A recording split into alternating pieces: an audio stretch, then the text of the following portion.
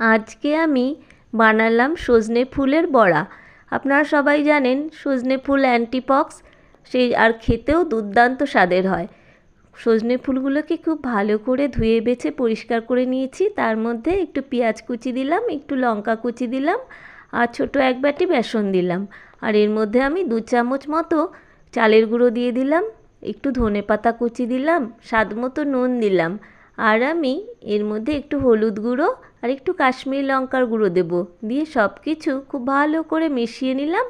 তারপর অল্প জল দিয়ে এটা ভালো করে মেখে কড়াইতে সাদা তেল গরম করে এরকম পকোড়ার মতো করে আস্তে আস্তে দিয়ে দেবো তেলের মধ্যে। তেলটা ভালো করে গরম হয়ে গেলে এবার গ্যাসের ফ্লেমটা একদম কমিয়ে দেব। তারপর বড়াগুলোকে এপিট ওপিট দুপিট খুব ভালো করে লাল লাল মুচমুচে করে এরকম ভেজে নেব। ব্যাস, সজনে ফুলের বড়া রেডি। ভিডিওটা ভালো লাগলে চ্যানেলটি সাবস্ক্রাইব করে